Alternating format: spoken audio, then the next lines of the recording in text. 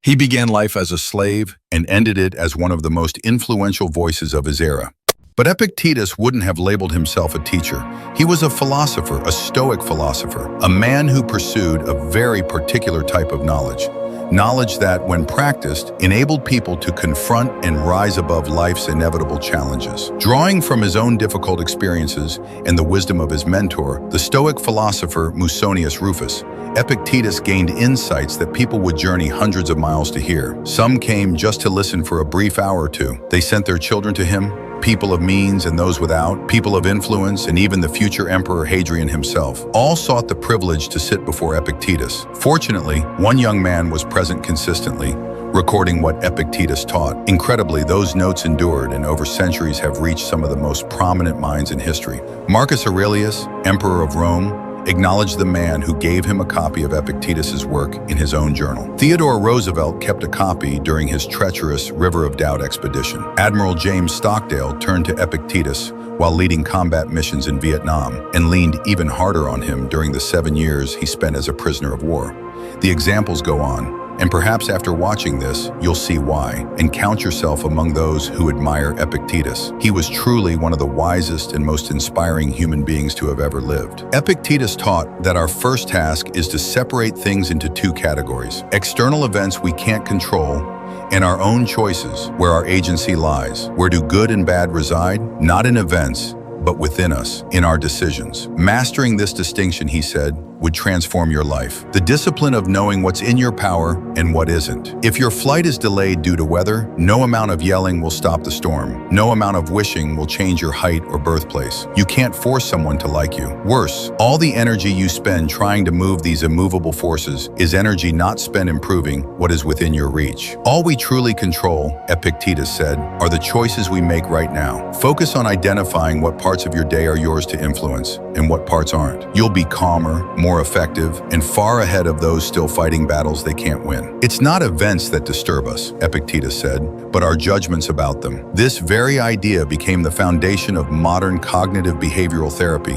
According to Albert Ellis, something happens, we call it bad. Someone speaks, we label it offensive. Epictetus warned, if someone provokes you, your mind is part of the provocation. The events are neutral. It's your opinion that causes the turmoil, and you have the power to change that opinion. Epictetus said, get rid of self-conceit. It's impossible to learn what you think you already know. He remained teachable, always, ready to learn from anyone, from any situation. That's the mindset we should all have, whether we're experienced or just starting out. Every person, every book, every moment holds a lesson. And for Epictetus, the ultimate question was, how have you made progress? We answer that not by celebrating our strengths, but by focusing on what we don't yet know, on how we can improve. He believed that true character is revealed not in comfort, but in adversity. So when trouble shows up, think of yourself as a wrestler matched with a worthy opponent, not to defeat you, but to prepare you for greatness. You can interpret hardship as a failure, as unfair as the end, or you can reframe it as Epictetus did. You can view it as a training ground, a forge for endurance and resilience. It's not about giving in to hardship, but about working with it, choosing to see it as an opportunity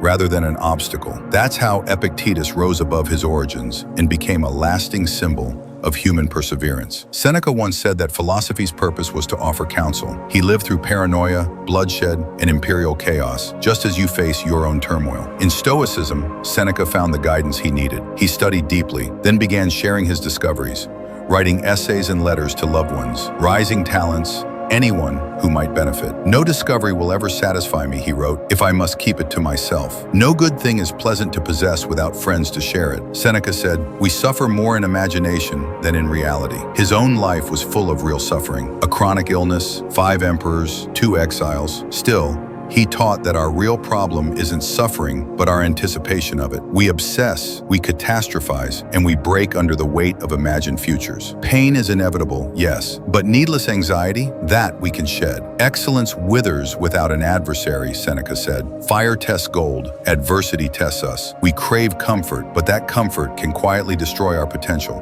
The person who has never faced a challenge, Seneca warned, remains an unknown, both to others and to themselves. That's why he preached the value of hardship, not just enduring it, but actively seeking out challenges that sharpen us, grow us, and make us ready for life. Associate with those who will improve you, Seneca said, and welcome those you can improve. Growth is mutual.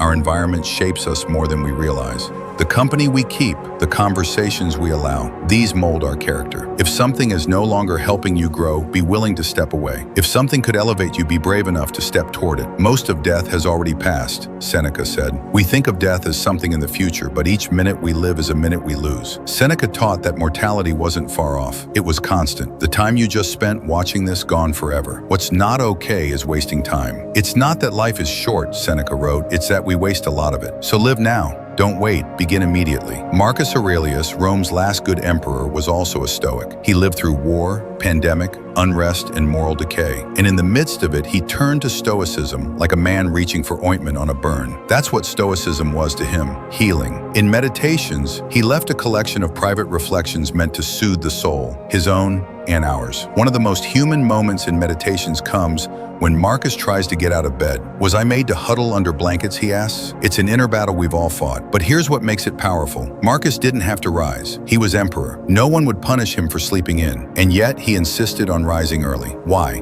Because he believed that greatness starts with meeting the day head on. Our actions may be blocked, he wrote, but our intentions and attitude cannot be. What stops us can also start us. The obstacle becomes the way. Stoicism doesn't ask us to accept hardship passively. It asks us to use it, to see resistance as fuel, to take the blows and grow stronger from them. If ever you find something greater than justice, courage, self-control, and wisdom, embrace it, Marcus said. But good luck finding anything better. Even as Rome fell into plague and famine, Marcus never lost sight of those four virtues. He didn't record his hardships. He recorded how to face them. Something bad happens, we say it's unfortunate. But Marcus suggests another way. No, it's fortunate, because I'm not broken by it. That's the true Stoic response. Our circumstances may be difficult, but they don't get to rob us of our character. Our power lies in how we choose to respond. You could leave life right now, Marcus wrote. Let that shape your thoughts, your words, your actions. He thought about death daily, not to despair, but to live more fully.